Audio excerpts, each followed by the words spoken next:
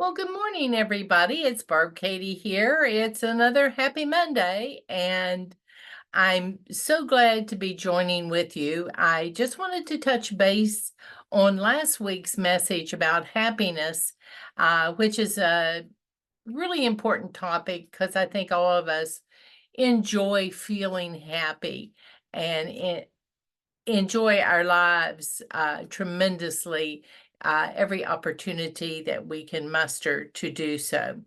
Last week, I asked if you would jot down your experiences of happiness that occurred during the week. And I hope you had a chance to jot quite a few down, at least one a day, hopefully more than one a day, where you felt happy, focusing on the why and the how of this experience that you had, paying attention to your physical sensations and the thoughts or beliefs that accompany that particular moment of joy for you. If you did, and you would care to do so, it would be really helpful for everyone if you could share them in the comments, either in our group in general or here during this message.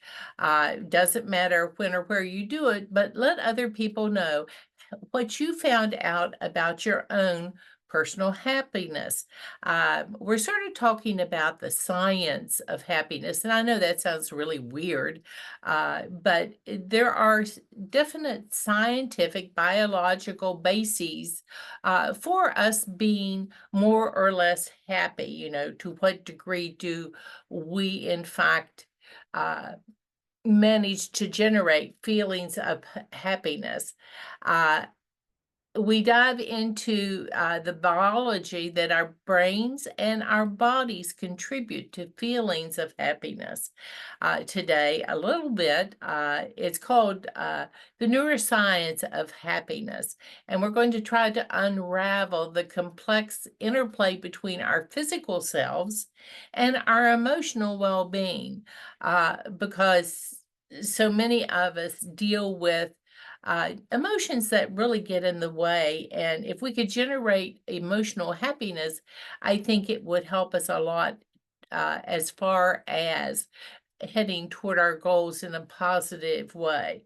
At the heart of our quest for happiness lies our brain. And haven't we often said that the struggle is more up here than anywhere else? It's a remarkable organ responsible for our emotions, among many, many other things. Happiness, like other emotions, is really deeply rooted in brain chemistry, particularly in the neurotransmitters that act as messengers in our brain, sending out signals everywhere in our body. These chemicals include things like dopamine and serotonin, and they play a pivotal role in how we experience happiness. And I know a lot of us have heard about dopamine and serotonin, as well as some of the other neurotransmitters. Uh, Dopamine is often called the feel good transmitter, and it's associated with feelings of pleasure and reward. It's what gives you that burst of happiness when you achieve a goal or indulge in something you enjoy. Maybe that's why eating a cookie gives you that little happy boost that you like, or winning a spelling bee when you were a child just made you so happy and proud of yourself. The release of dopamine in these situations not only generates a sense of pleasure, but also reinforces the behavior that is beneficial or even crucial to some of our survival skills and techniques and our well being, essentially training the brain to seek out these reward experiences again because they can be quite beneficial to us. Serotonin is a neurotransmitter that's linked to stabilizing yourself. High levels of serotonin are all often associated with feelings of well-being and emotional stability. Everything's pretty much on an even keel. With deficiencies in serotonin, uh, we can experience depression or a degree of anxiety. So keeping the serotonin levels high is definitely to our advantage when we are trying to make changes in our lives. It plays a crucial role in emotional regulation, but also in a variety of other body functions, including our sleep, our appetite, and even our digestion, illustrating the interconnection between our physical health and our emotional health. The two are inextricably tied together. The link is quite strong. Understanding the roles of these chemicals provides deeper insight into why certain activities, such as exercise or completing a task of some kind, can significantly improve our mood. And I know for myself, if I've taken on a project or something, I get a real boost when it's completed to my satisfaction, and to the satisfaction perhaps of whomever I was trying to help out with the project. And the same thing is true of exercise. If I complete uh, an exercise program that I set for myself that day, I really feel good about it. Just the going through the motions helps. Um, these help trigger the release of these chemicals like dopamine and serotonin into our bodies. And always there is an interconnectedness of our physical actions and our emotional experiences that we sometimes forget about, and could actually use that link to our real advantage. Uh, Another thing that also plays a factor, and this is really the role of the dice, is our genetics. It's another critical piece in the happiness puzzle. Research Research has shown that genetics can influence our baseline level of happiness. I know you've known people that always seem to be pretty even keel, pretty happy, nothing much gets to them. They just go along, uh, happy in their own space within their own self. And the degree to which we can do that is often called our happiness set point. It's like a thermostat for our general overall moods every single day. And the hope is to have a fairly high happiness stress point so that, you wake up glad to meet a brand new day. I know I say to myself now, people will say, "How are you doing today, Barb?" And I said, "Oh, I'm doing great. Woke up on the right side of the dirt today." And that's generally the way I feel. I'm happy to be alive and well and in the world, living a really good life. Being able to do the things basically that I want to do physically and psychologically. A lot, of course, depends sometimes on money, and I don't always have that.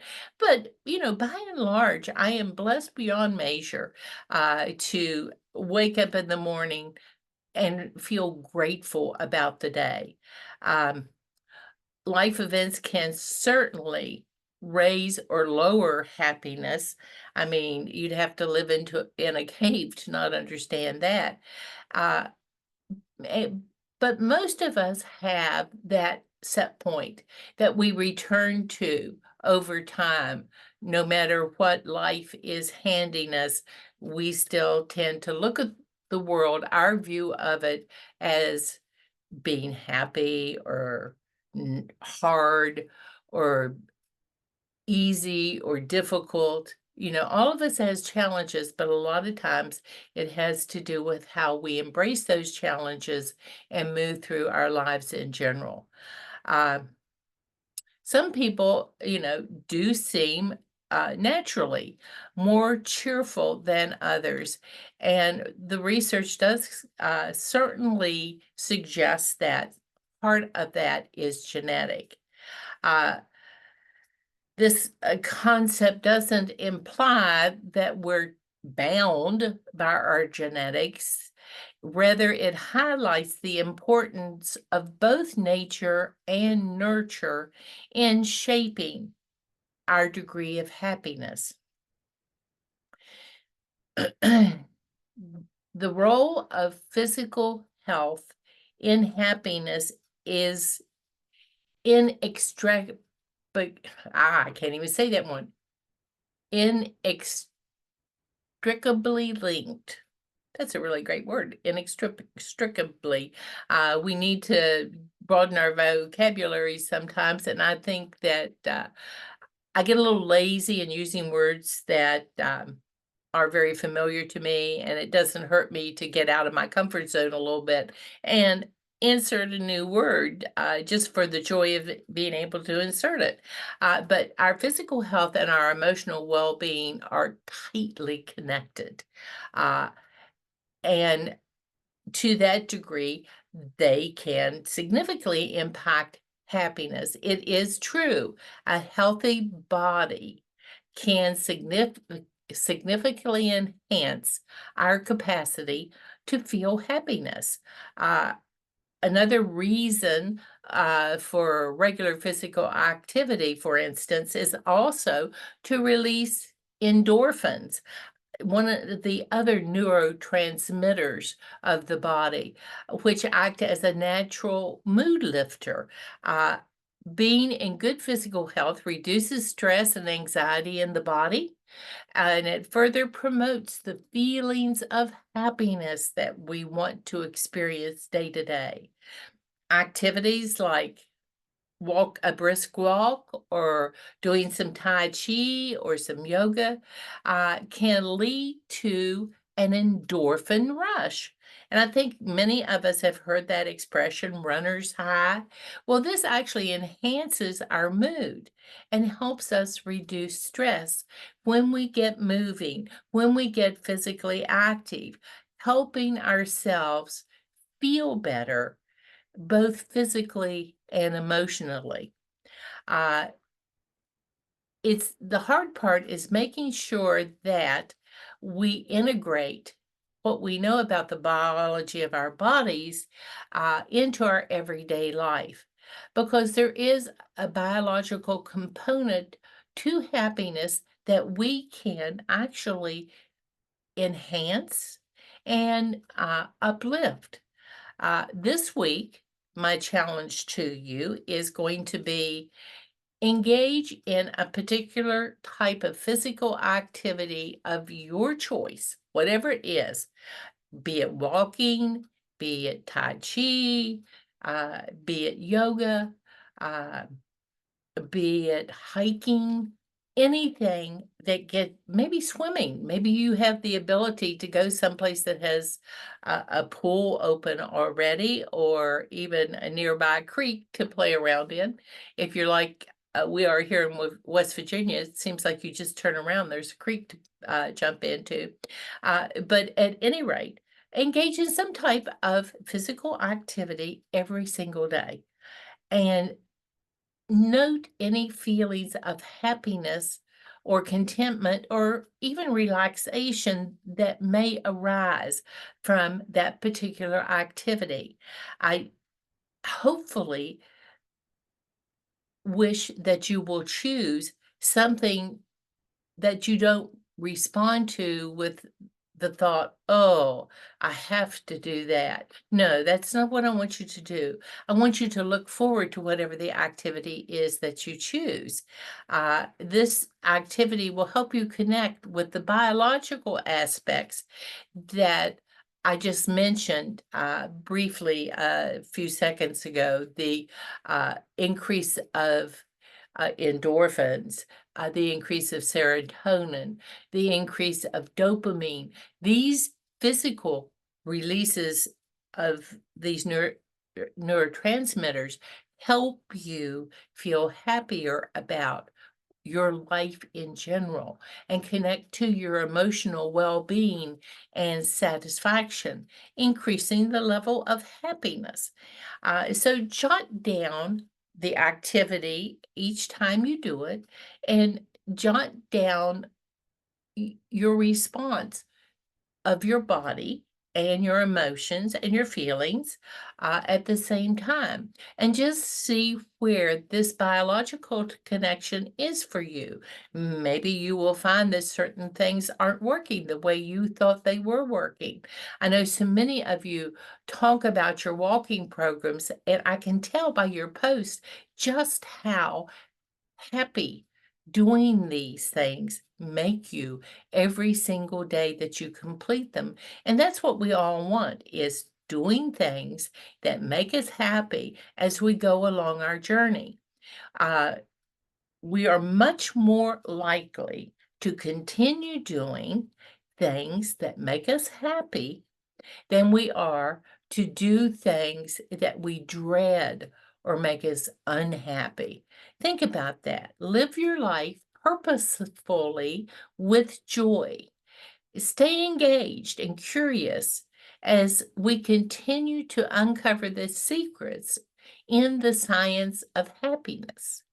And keep that smile going. It's one of your greatest accents, and have a wonderful day. I will talk to you later and am really interested in what you discover. Bye for now.